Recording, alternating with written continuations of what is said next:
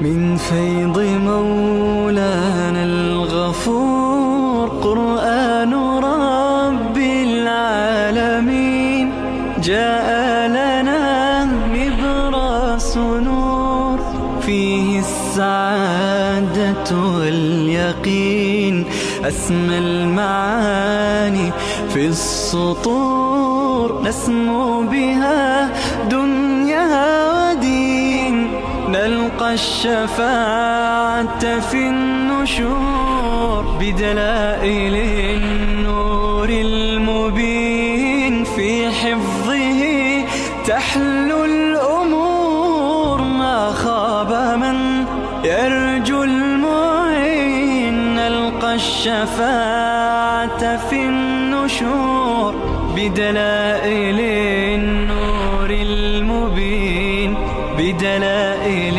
النور المبين.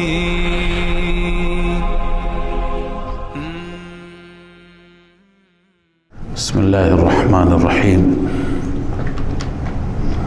الحمد لله رب العالمين والعاقبة للمتقين والصلاة والسلام على سيدنا سيد الأنبياء وخاتم النبيين وعلى آله وأصحابه أجمعين. بحثی میخواستم خدمت شما عرض بکنم درباره وسیله که این دومین بار است شما این آیه را میخوانید و وعده کردم در سوره بنی اسرائیل بحث میکنم. همین است آیه دوم وسیله. یکی شما خواندید یا ایها الذین آمنوا اتقوا الله وابتغوا الیه الوسیله. وسیله چیه؟ اولا وسیله بر وزن فعیله، منظور اعمال صالحه و اطاعت خداوند است. اونهایی که وسیله ما می شوند که ما را به خدا نزدیک بکنند. چه چیزی ما را به خدا نزدیک می کند؟ اعمال ما، نماز ما، طاعت و بندگی ما، تسبیح و تلاوت ما، اینها وسیله هستند که انسان را به خدا نزدیک می کنند.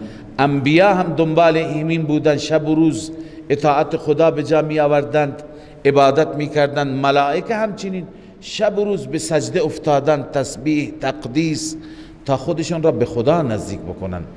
پس طاعت و عبادت در واقع وسیله هست و همچنین ترک معاصی، ترک گناه. هرچی از گناه فاصله بگیری به خدای عزوجل نزدیکتر میشی. پس هم کلمه وسیله و هم توسل. توسل به معنی تقرب. توسل در لغت به معنی چی هست؟ تقرب است. اون آیه‌ای که شما خواندی یا ایها الذین آمنوا اتقوا الله وابتغوا الیه الوسیله، به سوی خدا وسیله بطلبید. اونجا همه مفسران نوشتن وسیله یعنی قرب خدا را حاصل کنید. قرب خدا را با چی حاصل میکنید؟ علامه آلوسی نوشته، علامه ابوالسعود نوشته الوسیله القرب بالطاعت والعباده. وسیله قرب خدای عزوجل هست با طاعت و عبادت. قتاده هم نوشته والوسیله هی القربه کما قال قتاده ابن کثیر. وسیله یعنی قرب، تقرب. پس این که ما میگیم توسل یا وسیله، چه توسلی چه وسیله‌ای؟ توسل و وسیله اون عبادتی هست، اون طاعتی هست، اون بندگی هست که ما را به خدا نزدیک بکند و اون ترک گناهی هست که ما را محبوب خدا قرار میدهد. اینا در واقع وسیله هستند. اما بحث توسل که امروز مطرح است و بحث وسیله، چه صورتهایی از صورتهای توسل صورتهای درستی هست، جائزی هست، و چه صورتها صورتهای نادرستی هست. ببینید ما چندین نوع توسل داریم که توسل جائز هستند. توسل جائز ما به او توسل میگیم که از قرآن و سنت اینها جایزند. من چند تا را بر خدمت شما عرض میکنم. از نصوص قرآن معلوم میشه که اولین توسلی که باعث قرب ما به خدای عزوجل میشه ایمان بالله، ایمان بالرسول و اتباع رسول الله صلی الله علیه و سلم است. این بهترین توسل است که انسان را به خدا نزدیک میکنه. یعنی شما به خدا ایمان داشته باشید، به توحید خدا، به رسول الله که ایشون فرستاده و پیامبر خداست، و همچنین اطاعت رسول الله، سنت های رسول الله و احیاء سنت ها شما را به رسول الله صلی الله علیه و سلم به خدا نزدیک میکند. این در قرآن هم هست، ثبوتش از قرآن. در قرآن داریم ربنا اننا سمعنا منادیا ینادی للایمان. بار الها ما شنیدیم منادی را که ندا می کرد ما را فرا می خواند به سوی ایمان.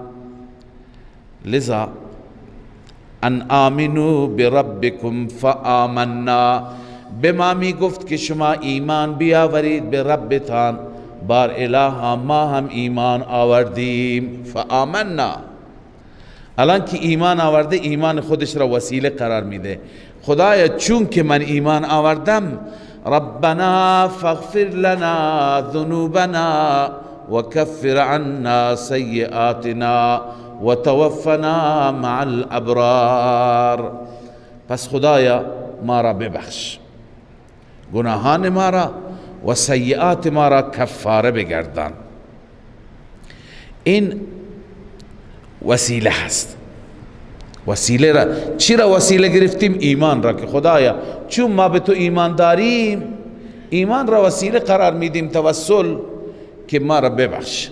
در جای دیگه ما داریم در قرآن مجید، این سوره آل عمران است، در سوره مومنون داریم الله می فرماید انه کان فریق من عبادی، گروهی از بندگان من هستند که میگویند یقولون ربنا آمنا فاغفر لنا وارحمنا وانت خیر الراحمین. بار الها ما ایمان آوردیم پس ما را ببخش. ما ایمان آوردیم پس ما را ببخش. یعنی چه؟ یعنی این ایمان وسیله است. پس در هر دو این آیه که تلاوت کردم ایمان به عنوان وسیله و تقرب الی الله مورد استفاده قرار گرفته در دعا، در دعایی که این دعاها در قرآن هست. اتباع رسول هم یک عملی هست که میتونه وسیله باشد. در قرآن داریم، باز هم در سوره آل عمران ربنا آمنا بما انزلت واتبعنا الرسول. دو چیز را ایمان قرار میدهد. حواریین عیسی هستند اینا. بار الها ما ایمان آوردیم به اون کتابی که تو نازل کردی، یعنی به انجیل. یک.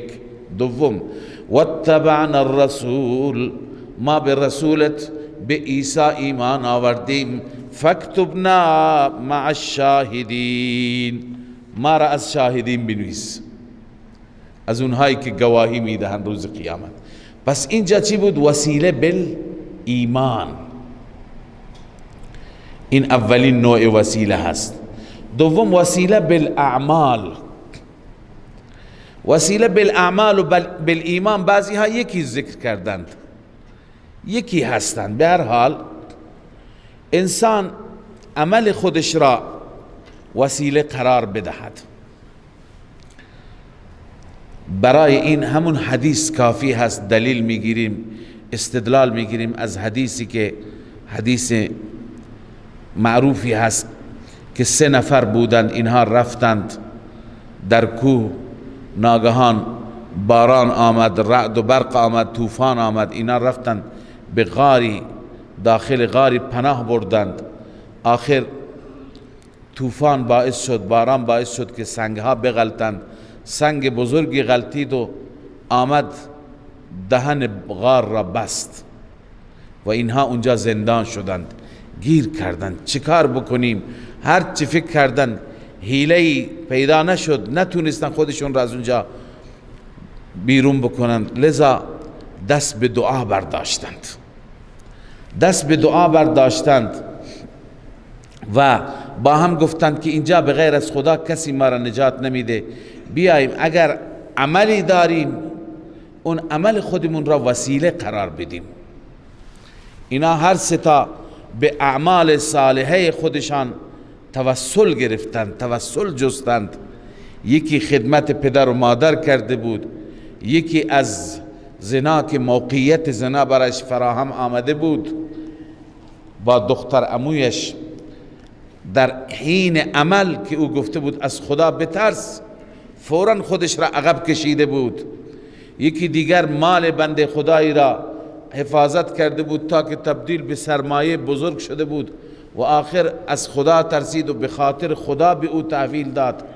خب اینا اعمالی بودند که خدا این اعمال را میپسندد. لذا هر یکی عمل خودش را ذکر کردند که خدایا اگر اون عمل مورد پسند تو بوده، اون عمل به خاطر تو بوده، تو این سنگ را دور کن. هر کسی وسیله می گرفت، مقدار سنگ دور شد تا سومی سنگ بیشتر دور شد، راه باز شد، اینا از غار نجات پیدا کردن. پس این یکی از صورتهای وسیله هست، یعنی وسیله بالاعمال. نوشتند مفسران من هذا الباب حدیث ثلاثه، از همین باب هست حدیث اون سه نفر الذين اصابتهم المطر، سه نفری که باران اونها را گرفت. فآووا الى الغار، به غار پناه بردن. وانطبقت عليهم الصخره، صخره کاملا دهنه غار را گرفت. ثم دعوا الله بالاعمال الصالحه، به وسیله اعمال صالح از خدا خواستند. ففرج عنهم، از فرج آمد و مشکلشان حل شد. پس از این حدیث با اعمال صالحه هم وسیله چی هست؟ ثابت است. پس این وسیله نوع اول یا نوع اول دوم شد، وسیله بالاعمال بالایمان، و دوم وسیله بالاعمال به اعمال صالحه. سوم اینه که به دعای صالحین توسل بگیریم. توسل به دعای صالحین، وسیله به دعای صالحین یکی از صورتهای جائز هست. صالحینی که زنده هستند، صالحینی که حیات دارند. ما در روایات داریم که حضرت عمر رضی الله تعالی عنه میخواست برای عمره تشریف ببرد، خدمت رسول الله صلی الله علیه و سلم برای وداع و خداحافظی آمد. آن حضرت صلی الله علیه و سلم فرمود یا اخی اشرکنا فی الدعاء ولا تنسانا، ما را در دعای خودت شریک بگردان و فراموش ما نکن. همچنین حضرت صلی الله علیه و سلم به عمر فاروق رضی الله تعالی عنه گفت که شما هر وقتی که رفتید، هر وقتی که اویس قرنی را یافتید، از او تقاضای دعا بکنید، بنمایید، زیرا او مستجاب الدعوات هست. دعای او پیش خدای عزوجل پذیرفته شده است. و همچنین صحابه در حیات رسول الله صلی الله علیه وسلم از دعای رسول الله همیشه استفاده می کردن، وسیله می گرفتن. ما دیروز هم حدیث خواندیم، رسول الله بر منبر بود، صحابی آمد گفت یا رسول الله قحط همه چیز را از بین برده، گوسفندان دارن هلاک می شوند، زمین خشک شده، دعا بفرمایید. رسول الله که بر منبر بود همونجا دست به دعا برداشت، دعا کرد، الله عزوجل باران آورد. صحابه برای حاجتها، برای مشکلات مختلف خدمت رسول الله می آمدند دعا می طلبیدند. پس توسل صورت دیگر جایزش اینه که انسان به دعای احیا، زنده ها، کسانی که حیات دارند، انسان به کسی بگه برای من دعا بکن، این هم صورت جایز هست. اما توسل از دعای صالحی که او غائب است، غائب است به این معنی که جای دوری هست، فرسنگ ها از شما فاصله دارد، یا اینکه فوت کرده، الان شما بلا واسطه به او بگید دعا بکن، خب باید از اینجا او را صدا بزنی، بگوی ای بایزید بستام، تو برای من دعا بکن، تو را وسیله قرار میدم. این صحیح نیست، این درست نیست. این توسل در صورتی میشه که اون توسل گیرنده از اون کسی که توسل میگیرد معتقد باشد که اون بزرگوار که مثلا در شام هست، در هندوستان هست، اون از احوال من باخبر باشد، از اینجا من میگم او را وسیله قرار میدم، اون صدای من را بشنود که پیش خدا برای من سفارش بکند. خب چنین عقیده درست نیست. اونی که صدای ما را میشنود، اونی که دعای ما را میشنود، اونی که از احوال ما خبر دارد، اون فقط الله است. بس از چنان صالحی که فوت کرده، از این دنیا رفته یا غائب هست، در مجلس ما حضور ندارد، از او وسیله گرفتن یکی از صورتهای نادرست وسیله است. علامه آلوسی نوشته الاستعانت بمخلوق، استعانت و کمک طلبیدن از مخلوق و جعله وسیله بمعنى طلب الدعاء منه، او را وسیله قرار دادن به این معنی که از اون مخلوق دعا طلبیدن، لا شک فی جوازه،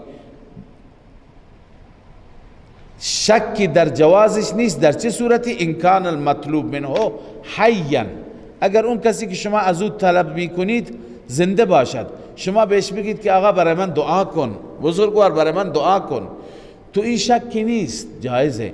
اما اذا کان المطلوب منه میتا او غائبا، اما اون کسی که شما از او میطلبید اون مرده یا غائب هست، حضور ندارد، فلا یستریب عالم انه غیر جائز، هیچ عالمی شک نمی کند که این جائز نیست. و انه من البدع التي لم يفعلها احد من السلف، این از اون بدعی هست، از اون خرافاتی هست که هیچ یک از سلف این را انجام نداد. ولم يروى عن احد من الصحابه رضی الله عنهم، از هیچ صحابی هم روایت نشده. و هم احرص الناس على كل خیر، در حالی که صحابه از همه مردم نسبت به خیر حریص‌تر بودند.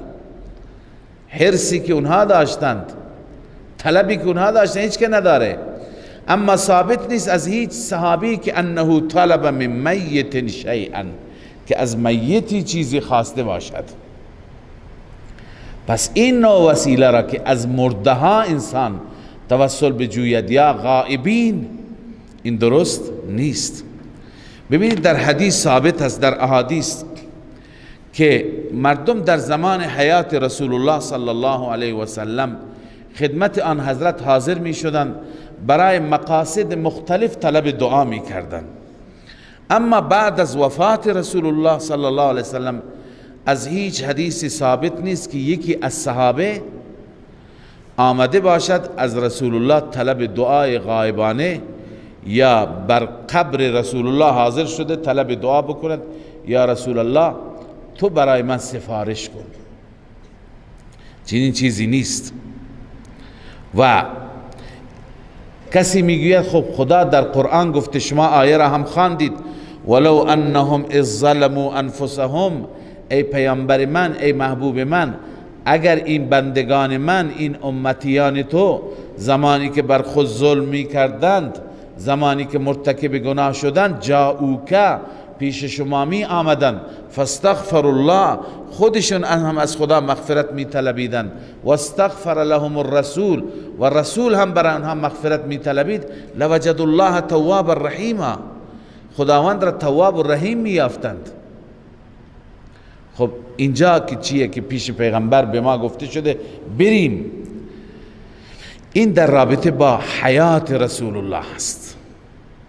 یعنی وقتی که رسول الله حیات داشتند خدمت ایشون می رفتند، صحابه تقاضای دعا می کردند، نه بر اینکه بعد از وفات رسول الله کسی رفته باشد و از اونها طلب بکند که طلب دعا کرده باشد. هیچ یک از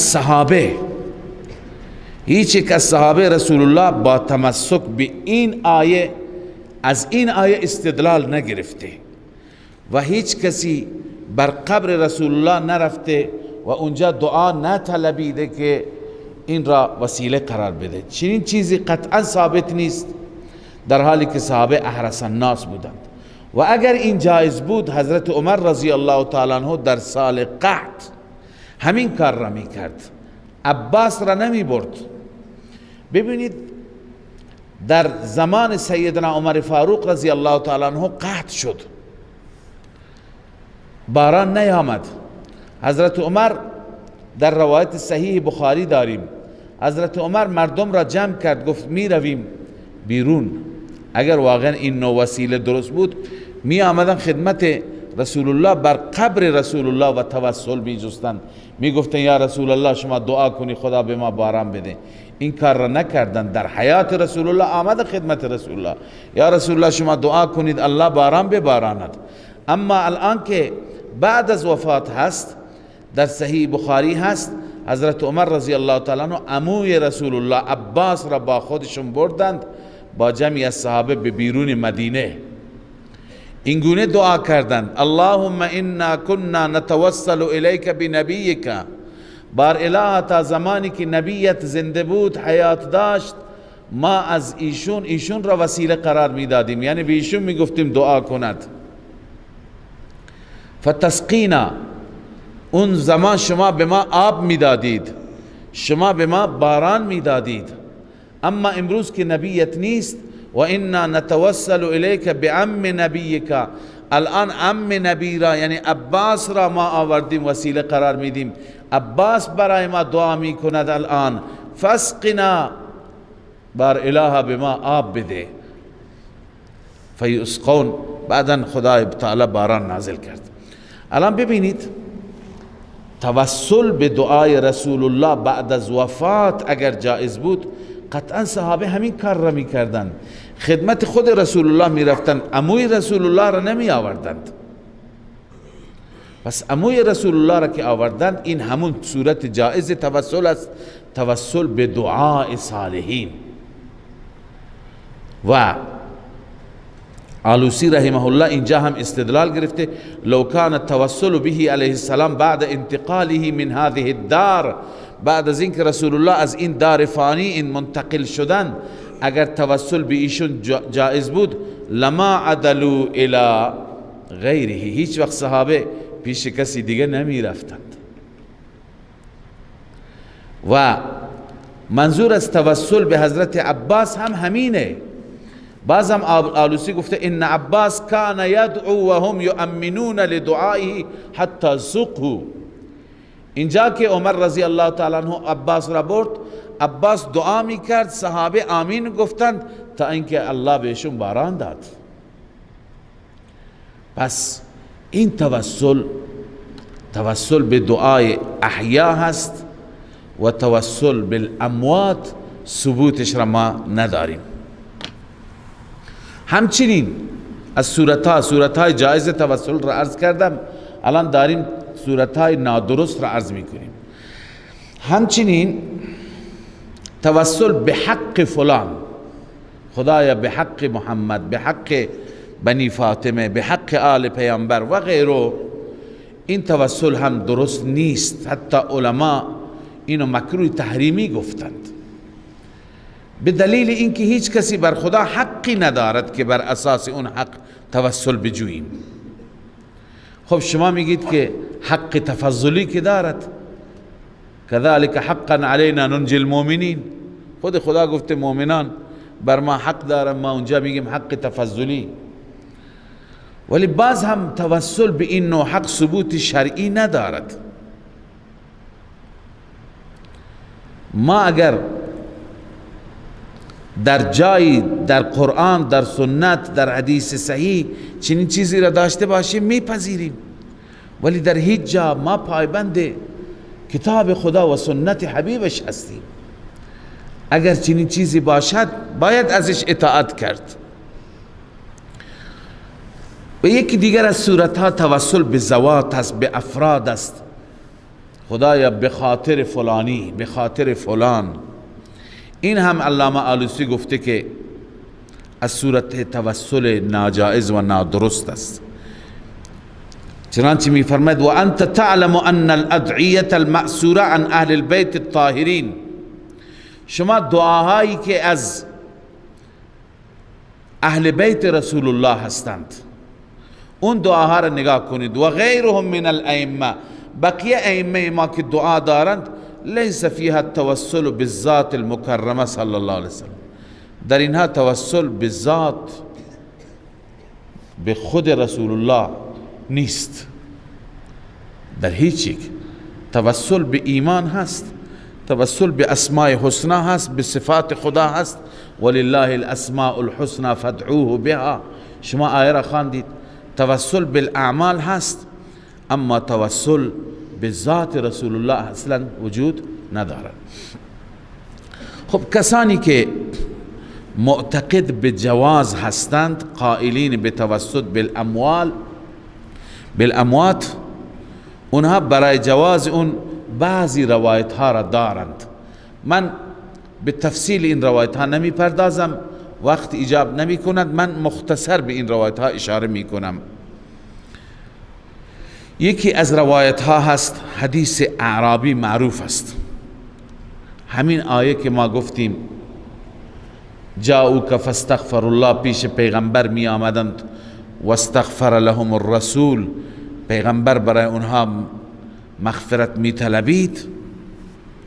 خب روایتی هست که جاء اعرابی الى قبر النبی صلی الله علیه و سلم فرما بنفسه علی قبر النبی، یه اعرابی آمد، یه جنگلی آمد از دهات، از روستا، خودش را بر قبر رسول الله انداخت. فقال جئت لتستغفر لی، ای پیامبر من آمدم که تو مرا برای من مغفرت بطلبی، از خدا بخشش بطلبی.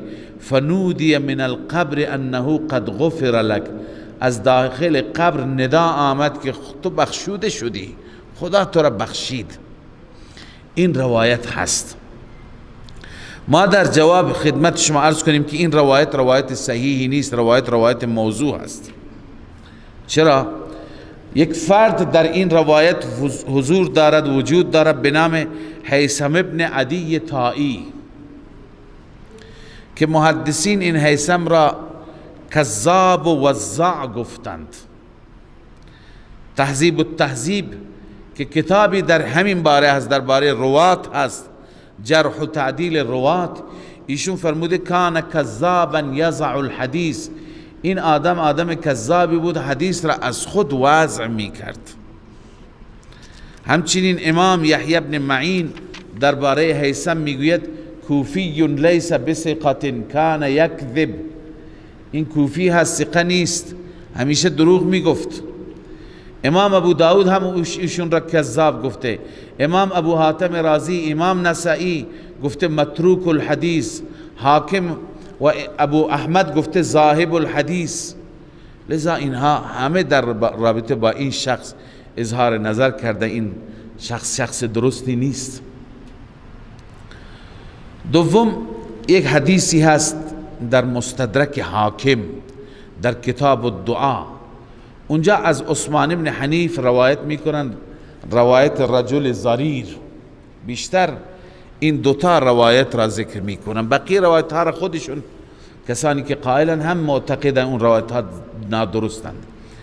این روایت رجل زریر معروف است. ان رجلا زریرا اتى النبی صلی الله علیه و سلم،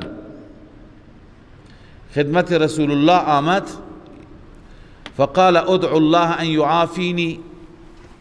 حدیث طولانی هست، البته بعضی گفتند که حضرت عثمان رضی الله تعالی عنه این دعا را نشان داد، بعضی گفتند خود پیغمبر نشان داد، بعضی کسی دیگر را. خلاصه این رجل نابینا، این زریر، این دعا را کرد: اللهم انی اسألک و اتوجه الیک بنبیک صلی الله علیه و سلم. خدای از تو میخواهم و به وسیله نبیت به تو متوجه میشوم. الی آخره، که چشم من را خوب کن. آخر چشمش خوب شد، نابینا بود بینا شد. و این حدیث را بیهقی و طبرانی به صورت دیگه ذکر کردن. گفتن شخصی برای حل مشکلات پیش حضرت عثمان رضی الله تعالی عنه آمد، ایشون توجهی نکرد. آخر پیش صحابی دیگر به نام عثمان ابن حنیف رفتن، مشکلش را اونجا مطرح کرد. ایشون همین دعا را به این شخص تعلیم داد، اون این دعا را خواند و خوب شد. ببینید از این روایت معلوم میشه که این نوع توسل درسته. اما در خدمت شما عرض کنم که در تمام طرق این روایت، چه طرقی که در حاکم هست، چه طرقی که در طبرانی هست و بیهقی، شخصی وجود داره به نام ابو جعفر مدائنی که امام ترمذی درباره ابو جعفر مدائنی میگوید که هذا الحدیث لا نعرفه الا من هذا الوجه. این حدیث را ما فقط از طریق ابو جعفر مدائنی میشناسیم، من حدیث ابو جعفر و هو غیر الحزمی. ابو جعفر مدائنی از حزمی نیست. اما ببینید درباره ابو جعفر مدائنی نظر علما چیه؟ امام مسلم رحمه الله ابو جعفر را از واضعین و اختراع کنندگان حدیث می نامد. ایشون می فرمد که عبدالله ابن مصور ابی جعفر المدائنی و غیرهم، مثل عبدالله ابن مصور یعنی ابو جعفر مدائنی و غیر اون، ممن اتهم بوضع الاحادیث و تولید الاخبار. صحیح مسلم مقدمهش هست. این ابو جعفر مدائنی از اونهایی هست که متهم به وضع احادیث هست و متهم به تولید اخبار، از خود درست می کرد، از خود تولید می کرد. شرح صحیح مسلم بازم در حدیث مسلم هست، در مقدمه مسلم هست: ان ابا جعفر الهاشمی المدنی، همین مدائنی است، کان یضع احادیث کلام حق، کلام حق بود ولی به عنوان حدیث وضع می کرد، و لیست من احادیث النبی صلی الله علیه وسلم، از احادیث نبی نبود. کان یرویها عن النبی صلی الله علیه وسلم، از رسول الله روایت می کرد. مسلم بازم شرح صحیح مسلم میگوید که امام ابو جعفر هذا هو عبدالله ابن مصور المدائنی الذي تقدم في اول الكتاب في الضعفاء الواضعين. این شخص از ضعفاء، از واضعین حدیث است. میزان الاعتدال هم در رابطه با ابو جعفر مدائنی گفته عبدالله ابن المصور ابن عون ابن جعفر ابن ابی طالب ابو جعفر الهاشمی المدائنی لیس بثقه. امام احمد میگه ترکت انا حدیثه، من حدیثش را ترک کردم. و نسائی و دارقطنی گفته متروک هست. لذا با توجه به این که همه علما روایت ابو جعفر مدائنی را رد کردن، پس نظر حاکم نیشابوری قابل اعتماد نیست. ایشون اینجا تساهل کرده و تساهل ایشون معروف است. هر جا حاکم بعضی از واضعین و بعضی از ضعفا حدیثشون را ذکر میکنه، زیاد توجه نمی کند. پس ما این نتیجه را میگیریم که توسلی که از قرآن و سنت ثابت، اون توسل را ما انجام میدیم، اون توسل جائزه. اما اگر از قرآن و سنت نباشد این توسل نمیگیریم. خب بعضی ها میگویند که در بعضی از دعاهای صحابه و تابعین منقول است. در کتابهای دعا نگاه بکنید هست اللهم انی اسألک بنبیک محمد صلی الله علیه و سلم، بار اله شما را به وسیله نبیت محمد ما میخوانیم. خب اگر این دعاها درست باشند این توسل را ما توجیه میکنیم. منظور از توسل به نبی که این است که به ایمانی به نبی که خدایا اون ایمانی که من به نبیت دارم، اون محبتی که من به نبیت دارم، اون احترامی که من نسبت به نبیت دارم او را توسل میگیرم. خب این همون صورت جایز توسل میشه. توسل بالایمان، توسل بالاعمال، توسل به اتباع رسول الله صلی الله علیه و سلم. بسیاری از کلمات هستند ذو وجهین هستند. مثلا بجاه النبی، به حرمت النبی. خب اینجا بعضی از علما گفتن درسته، بعضی گفتن درست نیست. البته در این حد کلمات اینجا اختلاف کراهت یا عدم کراهت است. اینجا اختلاف کفر و شرک نیست. بعضی ها خیلی تند میرند میگه این شرکه. نه خیر، توسلی که شرک هست اونه که بره انسان از صاحب قبر بخواهد، اونی که فوت کرده و اونجا از او استمداد بکند، از او کمک بطلبد. اما این توسل علماء ما، علماء حق، علماء ربانی دو گروه هستند. یک گروهی میگند که به حرمت النبی، به جاه النبی این درست است. یک گروهی میگن که این درست نیست. البته باز هم اگر همون توجیه اولی را بیاریم هر دو گروه درست میدانند. مثلا به حرمت النبی بگیم به احترامی که من برای رسولت قائلم، به حرمتی که رسول الله در دل من دارد، یا به جاه النبی اون جایگاه و عظمتی که نبی در دل من دارد اون را متوسل میکنم، اون را توسل قرار میدم. خدایا اگر با این توجیه باشد خب اشکال ندارد. اما آخرین نقطه که خدمت شما عرض کنم، وقتی که ما صورتهای توسل جائز داریم چرا کلماتی در وسیله خودمون در دعا ذکر بکنیم که عموم مردم سوء برداشت بکنن؟ خب این توجیهات را ما خواهیم داشت، اما عوام از اینها برداشت منفی میکنند. پس احتیاطاً ما کلماتی را استفاده بکنیم، ما احتیاطاً توسلی را در دعای خودمون به کار ببریم که اون توسل هیچ نوع شکی در جوازش نباشد. بهتر نیست از اون صورتهایی که اختلاف هست، از اون صورتهایی که بعضی علما میپذیرند و بعضی نمیپذیرند، انسان گریز داشته باشه، بره به صورتهای توسل که در اونها هیچ اختلافی نیست و اونها همه متفق هستن بر اون. لذا این خلاصه ای از بحث توسل است که هر روز دوستان نامه هم می نوشتن و می پرسیدن.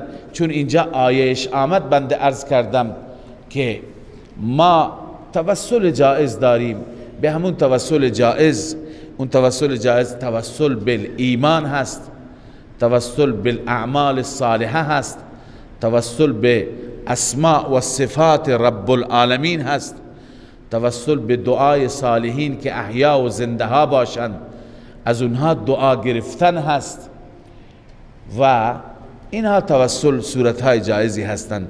صورتهایی که نادرست هستند از اون صورتها حتی الامکان انسان اجتناب بکند. در این آیه همین است که الله می فرماید این کسانی که شما می خوانید اینها خودشون برای اینکه به قرب خدا برسند دنبال چی هستند؟ دنبال قرب هستند، وسیله هستند. یعنی به وسیله اعمال بنده عرض کردم و خواندم اوالجات را به وسیله اعمال، به وسیله نماز، به وسیله تسبیح، به وسیله ذکر خدای عزوجل اینا سعی میکنند خودشون را به خدا نزدیک بکنند. خب و این من قریة الا نحن مهلكوها، الله تعالی تخویف دنیوی بیان می فرماید که بعد از این که اگر شما هنوز از غیر خدا استمداد طلبیدید، بدانید که نتیجه شما، عاقبت شما خوب نخواهد بود. مثل اقوام گذشته که اونها را الله به هلاکت و به عذاب گرفتار کرده. الله می فرماید و این من قریة الا نحن مهلكوها، هیچ قریه ای نیست از کفار مگر ما هلاک کردیم، ما هلاک میکنیم آن را قبل یوم القیامت، قبل از روز قیامت، او معذبوها عذابا شدیدا، یا عذاب میدهیم آنها را عذاب شدید. کان ذلك فی الکتاب مسطورا، این در کتاب یعنی در لوح محفوظ نوشته شده. و ما منعنا ان نرسل بالآیات الا ان کذب بها الاولون. این زجر هست همراه با تخویف اخروی. الله تعالی می فرماید که چون یکی از خواسته های مشرکان چی بود؟ از رسول الله می خواستند که شما به ما معجزه‌ای نشان بدید که ما می خواهیم، معجزه‌ای که ما درخواست داریم. الله تعالی می فرماید چرا ما معجزه و آیه مطلوبه شان را نمی فرستیم، معجزه‌ای که آنها تقاضا می کنند نمی فرستیم؟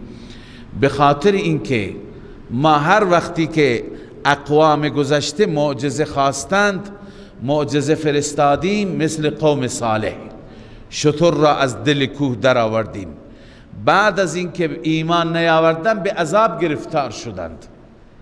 الان هم سنت الله همین است، اینا که معجزه میخواند و اگر معجزه را قبول نکنند به عذاب گرفتار میشند. لذا الله میفرماید و ما منعنا ان نرسل بالآیات، ما را منع نکرده، جلوی ما را نگرفته، ان نرسل بالآیات، اینکه ما آیات را بفرستیم، یعنی معجزه مقترحه، معجزه مطلوبه، الا ان کذب بها الاولون، مگر این علت بود که اولون، پیشینیان، گذشتگان تکذیب کردند. لذا قوم تو هم اگر تکذیب بکنند چی؟ علامه آلوسی نوشته یعنی فإن لم یؤمن قومک بعد ارسال الآیات اهلکناهم، بعد از اینکه آیات را ما بفرستیم قوم تو اگر قبول نکند ما هلاکشان میکنیم.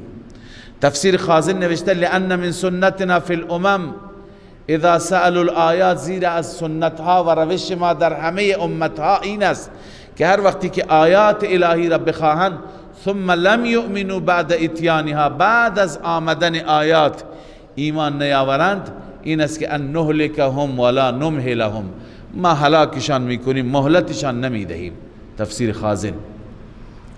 پس الله میفرماید چیزی دیگه مانع نبود الا ان کذب بها الاولون، پیشینیان تکذیب کردند. مثلا نمونه تکذیب، و آتینا ثمود الناقة مبصرة فظلموا بها، ما به قوم ثمود ناقه دادیم، شتر دادیم، از کوه شتر را، از سنگ، از صخره شتر را بیرون کردیم که مبصرتن، این شتر موجب بصارت بود، موجب دید بود، یعنی چشمشون را باز کرد، اونها حقایق را دیدند. اما فظلموا بها، ظلم کردند. بهم چی معنی؟ جحدوا بها و عقروها، اونا آخر انکار کردند این معجزه را، شتر را از پای در آوردند، فاهلکوا، هلاک شدند. لذا الله می فرماید و ما نرسل بالآیات الا تخویفا، ما آیات را نمی فرستیم مگر به منظور تخویف می فرستیم، یعنی به وسیله آیاتمون مردم را بیم می دهیم، مردم را می ترسانیم. و اذ قلنا لك ان ربك احاط بالناس، و ما جعلنا الرؤیا التي اریناک الا فتنة للناس. ببینید از رسول الله صلی الله علیه وسلم معجزه خواستن. در اول این سوره ما خواندیم که خداوند معجزه فرستاد. همین معراج خودش یک معجزه بود. سفر اسراء و معراج یک معجزه بود. الله میفرماید زمانی که ما به شما گفتیم ان ربک احاط بالناس، پروردگار تو همه مردم را احاطه دارد، همه مردم تحت کنترل الله هستند. و ما جعلنا الرؤیا التي اریناک الا فتنة للناس، این رؤیایی که ما به شما نشان دادیم نبود و قرار ندادیم این را مگر آزمایشی برای مردم. منظور از این رؤیا چی است؟ سفر معراج است. ببینید اینجا ما با یک اشکال مهم مواجه میشیم. ما در اول سوره با دلائل مختلف عرض کردیم و ثابت کردیم که سفر معراج سفری بوده در حالت بیداری، سفر روح مع الجسد. رسول الله صلی الله علیه وسلم با جسد مبارک به معراج تشریف بردن. اونطور نیست که بعضی میگویند خوابی بود که این معجزه نمیشه. خواب را امکان در هر انسانی ببیند، خواب نبود. خب اونهایی که میگن خواب بود از این حدیث، از این آیه استنباط میکنن ما قرار ندادیم رؤیایی که به شما نشان دادیم مگر فتنه‌ای، یعنی امتحانی برای مردم که کی ایمان می آورد کی ایمان نمی آورد. پس اون را الله رؤیا می نامد. به چه معنا هست؟ در حدیث هم ما می خوانیم که رسول الله در خواب دیدند و بعض آن حضرت صلی الله علیه وسلم به سفر معراج تشریف بردند. لذا دو توجیه خدمت شما عرض می کنم. اولا این که سفر معراج اول در خواب بود، این یک مقدمه بود برای اون سفر اصلی. اول خواب دید رسول الله، چه مقاماتی رفته، چه جاهایی رفته. بعداً الله عزوجل اسرا بعبده لیلا من المسجد الحرام الى المسجد الاقصی، اون سفر را به وسیله جبرائیل آغاز کردند. پس اگر این توجیه درست باشد اشاره رؤیا به اون خوابی که قبل از سفر دید. اما بعضی از علما گفتن نخیر، سفر همون یکی بود. اما چون که این سفر بسیار عجیب است، معجزه و عجیبی هست، هر چیز عجیب را در زبان عربی به خواب تعبیر می کنند. نه در زبان عربی بلکه در زبان خود ما هم. شما میرید یک جای، یک شهر بسیار زیبایی را می بینید، از اونجا میایید میگی که یک شهری بود رویایی.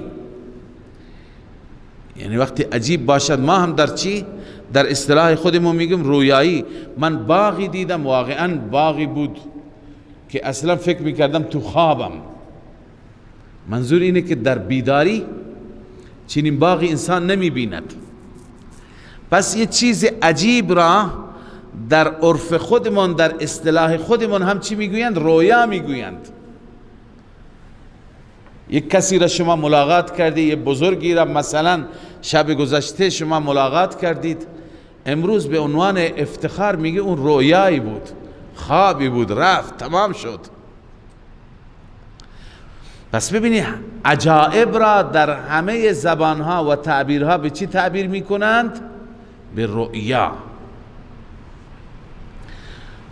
و یک توجیه دیگه که از عبدالله ابن عباس هست، رؤیا به معنای رؤیت، دیدن.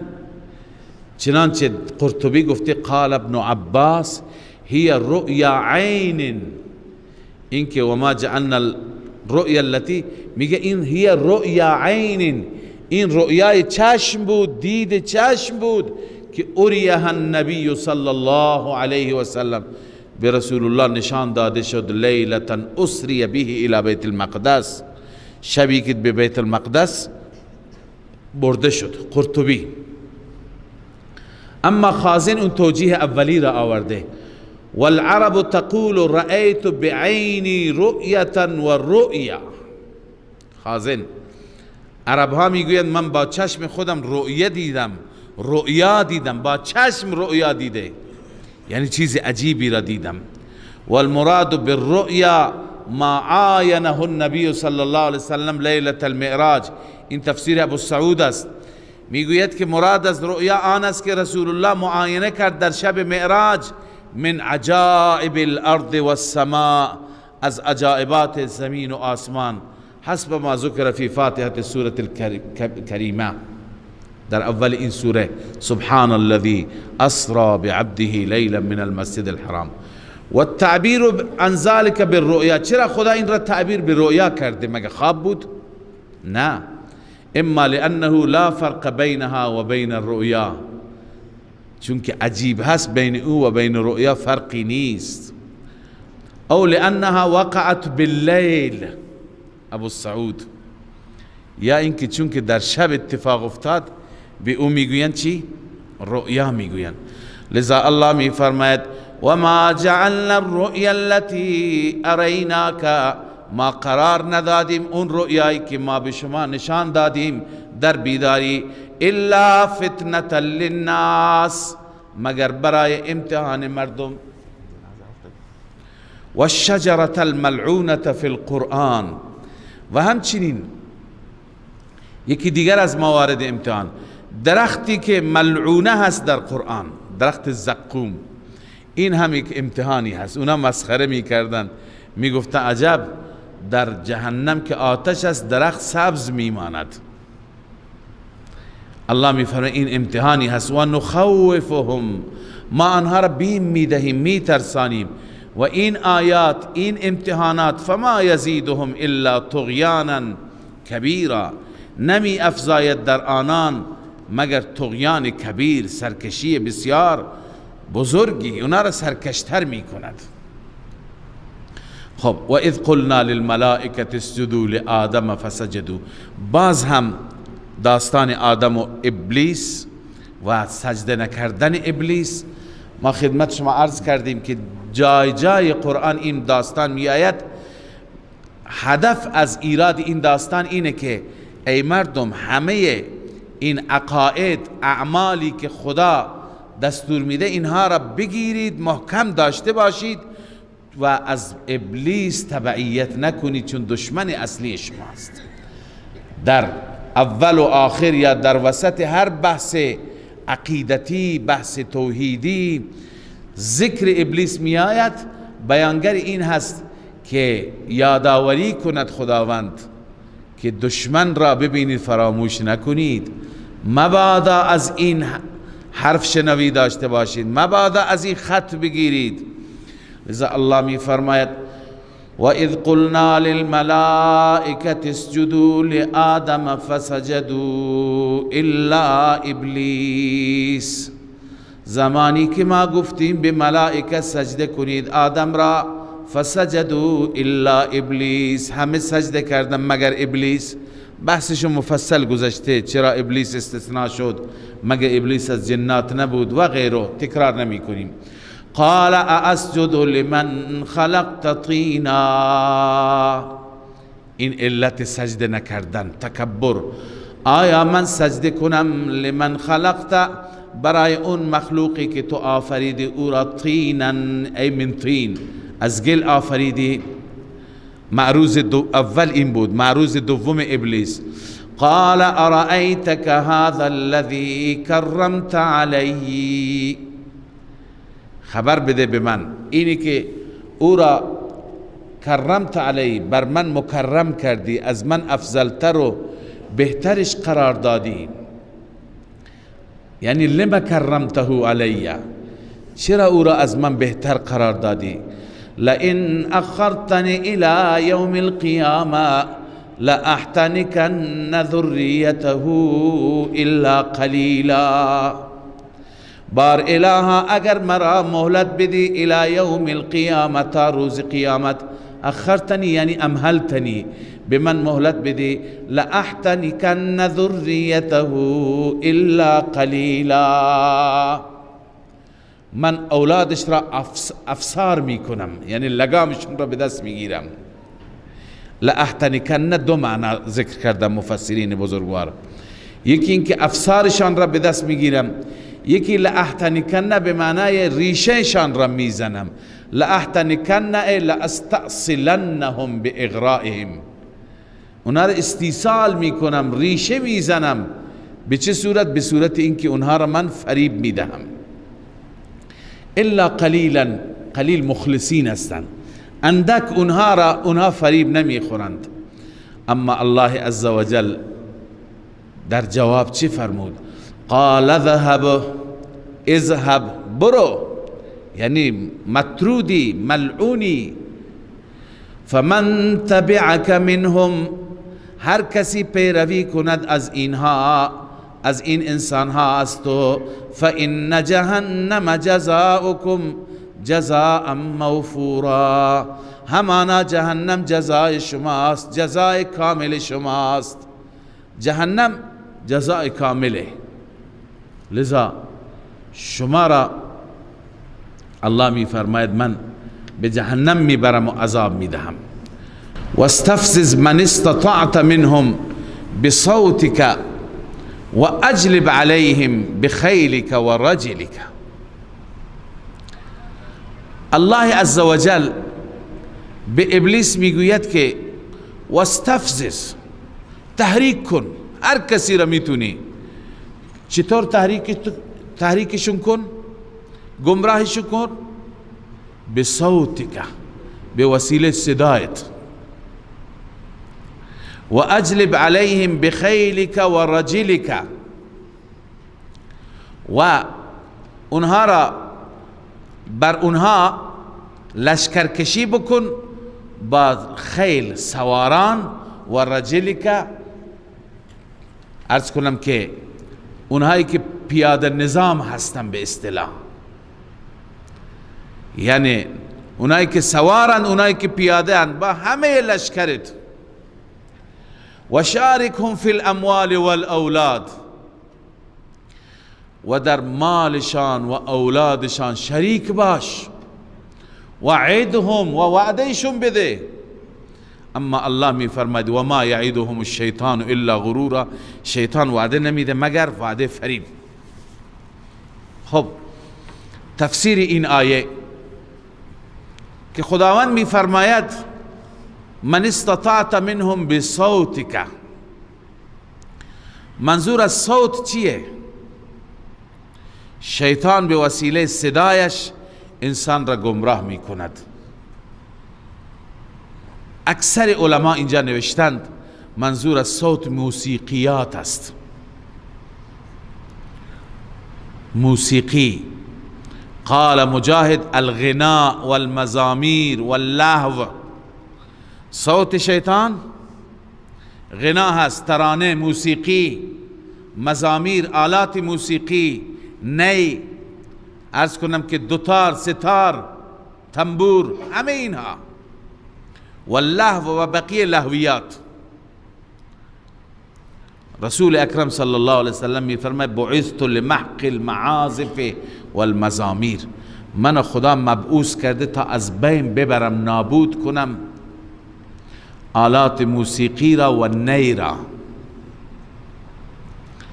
پس شیطان میاد از طریق موسیقی مردم را گمراه کند، دلها را سیاه بکند. یکی از صورتهای اغراء و گمراه کردن این هست، چون که اثراتش را میدانید، در وجود مردم طرب پیدا میکند، خوشی پیدا میکند، لهو و لعب پیدا میشه و بلا تشبیه انسانها را تحریک میکند. تحریک جنسی، تحریکات عاشقانه، اینا تمام به وسیله موسیقیات میشه. اینها راههای گمراه کردن شیطان هست برای انسانها، ولی متاسفانه مسلمانان خیلی به طرف موسیقیات توجه دارند و فاصله نمیگیرند. لذا الله می فرماید آنان را تحریک کن و پیاده نظام و سوارانت را بر اونها متوجه کن، بر آنها بکش. منظور اینه که از هر طریقی میتوانی برو سراغشون، میخوای گمراهشون بکنی. و شارکهم فی الاموال، در مالشان شریکشان باش. به چه معنا؟ ببینی یکی اول شرکت در مال اینه که به وسیله مال انسانها را به شرک میکشه. شیطان انسانها را وادار میکنه، راهنمایی میکنه تا مالشون را برای غیر خدا چی کنند؟ نذر کنند. ما اهل به لغیر الله. یا اینکه مالی که خدا حلال قرار داده به خاطر غیر خدا حرام قرار بده.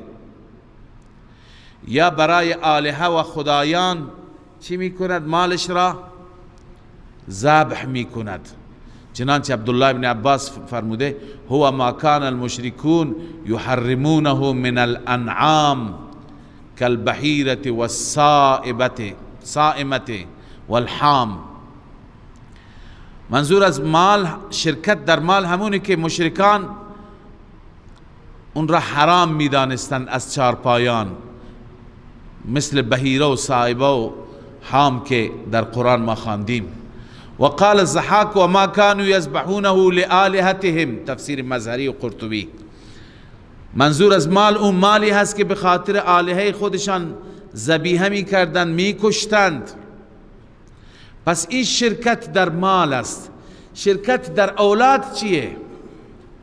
بعضم تفسیر مظهری نوشته که اولاد را خدا داده، نام اولاد را بذار عبدالحارث، عبدالشمس، عبدالدار، عبد فلان. ما عرض کردیم در اصطلاح خودمان پیر بخش، نبی بخش، علی بخش، ولی بخش، امام بخش، در حالی که الله بخشیده، الله داده. لذا این هست شارکهم فی الاموال والاولاد وعدهم. الله می فرماید که به شیطان گفتیم اونها را وعده بده. و ما یعدهم الشیطان الا غرورا. وعده شیطان نبود مگر وعده فریب بود. صدق الله العظیم. من فيض مولانا الغفور قرآن رب العالمين جاء لنا نبراس نور فيه السعادة واليقين أسمى المعاني في السطور نسمو بها دنيا ودين نلقى الشفاعة في النشور بدلائل النور المبين في حفظه تحلو الأمور ما خاب من يرجو المعين نلقى الشفاعة في النشور بدلائل النور المبين بدلائل